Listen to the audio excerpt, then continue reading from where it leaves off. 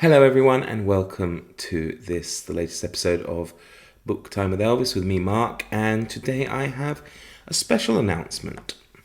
So it will only be a short video, but I thought I would try and come up with some idea for a read along. And that idea is linked to the European Football Championship finals of 2020. Now, I know it's 2021 and they will be held in 2021, but they should have been held last year, but for obvious reasons, they were not. And what this is where the countries of Europe have battled against each other in various rounds of international football. And for my American friends, when I say football, of course, I mean soccer.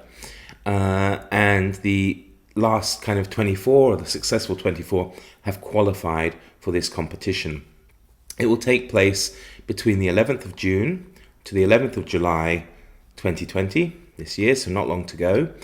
And I thought it would be really good fun, whether you're interested in football or not. I don't think that matters. It doesn't matter in the slightest. Personally, I love rugby, but I do enjoy these big competitions. And I thought we could link this to read along, readathon, or reading challenge, I suppose would be the right word. Excuse me. So there are 6 groups and 24 countries in total. And the idea for this challenge is that you will be assigned a team and you would read a book from that country you've been assigned. Basically, the teams play each other in their own groups, and the group winners progress to the next stage or stages of the competition. I think it's the top 2 in the groups progress as they go through. So, for example, if your team wins its group match, you can relax. If your team loses its group match, you will then read something from the winner's country. So, for example, you might read only one book through the entire group stages. So if your team wins all its matches in its group stage, in the group stage of the competition, you might find yourself reading one book. If your team loses all its matches in the group stages, you will find yourself reading a total of 4 books. So your country plus the 3 other countries within that group.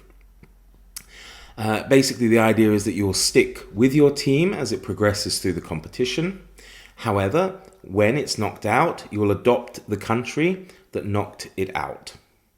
And when that country, or if that country gets knocked out, you will adopt the country that knocked it out, and so on. If your team remains unbeaten, then maybe throughout the entire competition you've read only one book. However, of course, there's no set rules saying that you can't read all the books of the teams that were in your group anyway, if you have time and you want to do that. I think it'll be a very wonderful and interesting way to explore more diverse European culture and books and literature, etc. So yeah, that's my idea. I hope I've explained it well. I will have put all the criteria below of how I plan to do it. I'm probably better at writing it than speaking it.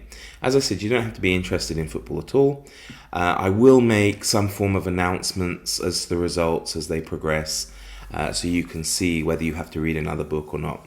And by the way, when I say book, I actually mean anything, because sometimes there's maybe only a matter of 3 days between matches. So, it's a big ask maybe to get you to read a book from that country. Also, some countries are quite obscure, so it might be difficult. So basically, I mean you can read anything that's either set in that country, by an author from that country, and by anything I mean a book, a short story, a folk story you found on the internet, a poem, a play, basically whatever you can get your hands on. And the reason for that is because, as I say, some of the countries might be a bit more obscure. I'm thinking, for example, one of the teams that's in the competition this year is North Macedonia. And, forgive me, I don't know much about it. Maybe they have a really rich literary tradition, but I would imagine it's not that easy to find, books at short notice from these countries. Okay, so just to recap, there are 24 teams in 6 groups, and I will read them. I'll paste them below, but I'll tell you who's in there. So, for example, Group A contains Turkey, Italy, Wales, and Switzerland. Group B, Denmark, Finland, Belgium and Russia. Group C, Netherlands, Ukraine, Austria, North Macedonia. Group D, England, Croatia, Czech Republic and Scotland. Group E, Spain, Sweden, Poland, Slovakia. And Group F, Portugal, France, Germany and Hungary. So with some of those, you certainly will have a rich choice of reading material, and others perhaps not so much, but we might be surprised. But I think this would be a fantastic way to really broaden our minds and horizons when it comes to European books or European literature. So if you're interested, please register that interest in the comments below. And if we have enough people, and I'll probably do it anyway, even if I end up doing it on my lonesome. Write down that you're interested in the comments below, and you'll be entered into a draw.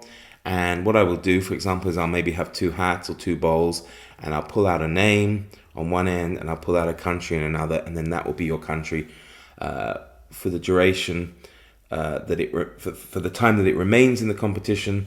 And as I say, I will help you as we go along with advising on what countries you'll be assigned next if your country gets knocked out. I hope that will be of interest. By the way, the draw will be held on Sunday the 30th of June. No, it won't. Sunday the 30th of May. Oh, I can't believe I said that. I mean, of course, Sunday 30th of May. I don't know why I wrote June, because I was thinking of the competition. So, recap. The draw will be held on Sunday the 30th of May. Excellent. So, I hope you'll be interested to join me in this, and it isn't too complicated. By all means, of course, leave any questions below as well. Thanks for watching, and I look forward very much to seeing you all soon, and I look forward very much to partaking in this challenge with you. Take care, everyone. Bye-bye.